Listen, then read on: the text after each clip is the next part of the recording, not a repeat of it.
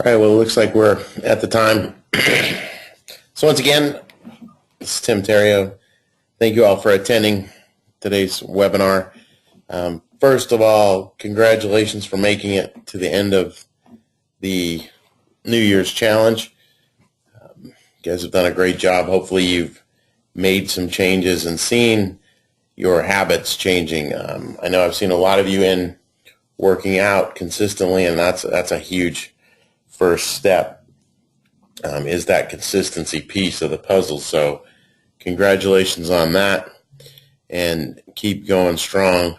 This one's winding down, but our next one's winding up after spring break. We're going to have the active summer challenge starting on April 7th after spring break. Same format with some exciting additions. I don't know if you've seen or not, but both Club Med and Uniglobe Travel have come forward. They're excited about our approach to trying to get families healthy.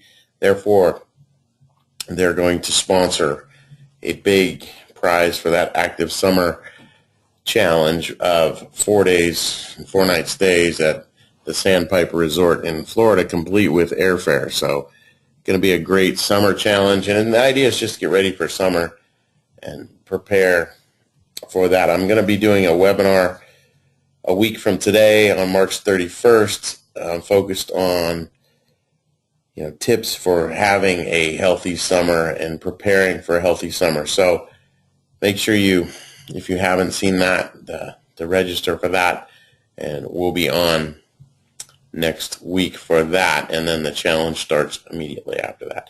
Well, we got a lot to cover today, so I want to get going on this and get through all the info. So with that, today we're going to cover the truth about nutrition. We're going to cover nutrition and then a couple other topics we got to get through just to wrap up the challenge for this year, or for this New Year's challenge. So one of the things maybe you noticed in the book are the pictures of Meet My Elephant. This is actually an original group of our folks that we went down and painted the ceramic elephants so that they would have their own personal elephant in the room with them. As you guys know, over the time we've been talking about the emotional side of our bodies and our analytical sides, and trying to keep those working together. So we had this fun event. They do it over at Paint Color Me Mine. They have ceramic elephants. So if you want to go paint your own ceramic elephant, you literally will have your elephant in the room with you all the time, which is a nice little reminder. Maybe stick it on your desk at work, or have it some place conspicuous where it reminds you to control that elephant. So I want to get right into nutrition. Nutrition's really interesting area with a lot of good information, a lot of misinformation. So we're going to take that on today. First of all, there's an old English proverb of "Don't dig your grave with your own knife and fork." And I think that holds true today more than ever than it did back in the days of the old English proverb when it started. So just keep that in mind, not to dig our graves with our own knife and fork, although unfortunately too many Americans are doing that all the time. So, but let's get into nutrition, what we really know about nutrition, and that is that there are 3 major food types. There's carbohydrates, proteins, and fats. And these are just energy sources, and then they also contain some of the building blocks we need for our bodies. So each one of these carbohydrates, proteins, and fats have different densities of calories in them. Carbohydrates and proteins have around 4 calories per gram, although protein's slightly higher. It's 4.5 in there. And then fats have 9 calories per gram. So a simple rule of thumb, if you can remember the 4 and the 9, whenever you see something has however many grams of fat in it or grams of carbohydrates or protein, you can do a quick calculation to see how many calories that would have in it. One of my big pet peeves is that, let's go back to this for a second.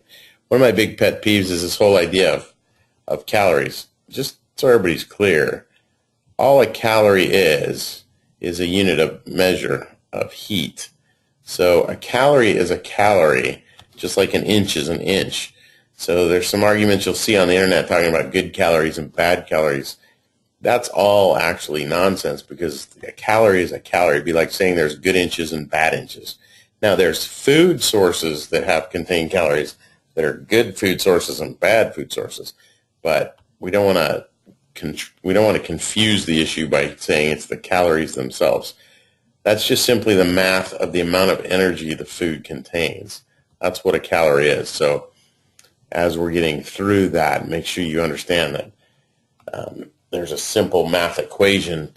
3,500 calories equals a pound of fat. So we have the amount of calories we need per day to stay alive. Anything additional above that, we store as additional energy or future energy or fat. So another big misconception is that, should we control carbohydrates? And the real truth is that fats burn in a carbohydrate fire, that we need carbohydrates to keep the fire burning so that we can utilize our fat stores. So I like to tell people that your metabolic rate is like a fire. When we keep that fire going by regularly stoking the fire, regularly adding fuel to the fire, you can keep the fire burning at a regular level. If you allow that fire to decrease or to die down by not adding wood or fuel to the fire for hours on end, eventually the fire will die out, and so will our metabolic rate. It's one of the biggest mistakes people make, and why you need to eat breakfast is that if you don't eat anything after 6 p.m. and then you skip breakfast the next morning, you could go literally 15, 16, 18 hours without adding any fuel to your fire, fuel to your metabolic rate. Therefore, the fire dies out. And then all of a sudden, just like if you let a fire burn down to embers and you go and throw a bunch of big logs on the fire, it just suffocates the embers. Well, the same thing's true with our metabolic rate. If we let this fire burn down to nothing and just embers, and all of a sudden we go and have a gigantic meal, our body's not ready to process that. Just like the fire can't take advantage of all that fuel being dumped onto dying embers. So keep your fire burning. The other reason that we say fat burns in a carbohydrate fire is that the first few energy systems work on carbohydrates. So to get your body going, you need carbohydrates to get going. Then you convert to using fat. And as long as you stay in the right zone, you will continue to use fat as the source. As we saw, fat has twice the calorie content of carbohydrates and protein, so it's a better energy store for long term because it has more energy in it. So make sure that you stay with that and understand that you got to have some carbohydrates. This back and forth of carbohydrates versus, don't eat carbohydrates or eat all carbohydrates. Your body's got to have them. If your body doesn't have carbohydrates, it'll have to make them through synthesizing protein. So I included this in the book because I think for the first time the government got it right. If you remember the old food pyramid was very confusing on what kind of foods we should eat. And then they switched to a new pyramid that was even more confusing with different lines and segments of what we should eat. They came up with this, which is now kind of the gold standard, and it's a simple thing to remember. When you look at your plate of food, you should have half the plate should be made up of fruits and vegetables. And of that, the majority of it could be vegetables. So, especially when we're trying to stay healthy, veggies are our friends. They're very nutrient rich, plus they have lots of fiber, and you can't really overeat your veggies. Fruits have a lot of sugar in them, so that's why it's a smaller amount. So getting away from the old days, we want to make sure our protein is less than a quarter of the plate. So it gets away from like trying to figure out is it a hand-sized portion or a palm-sized portion. And then a little bit more grains.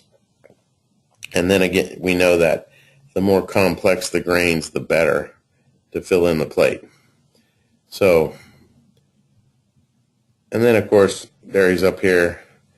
which dairy is just, as long as you're lactose intolerant, not intolerant, then you can have the dairy. If not, we just want to make sure we're getting enough hydration in. There was one of the handouts in the workbook was a hydration workout handout, just to make sure that we're getting hydrated enough. Unfortunately, we Americans tend to be dehydrated, chronically dehydrated, because of all the caffeine and diuretics we drink, and don't drink enough actual water. So make sure you're still hydrating with lots of water. Dairy is okay on occasion. Just go with the low fat if you can tolerate it. But a nice simple format of how to set up your plate and eat healthy.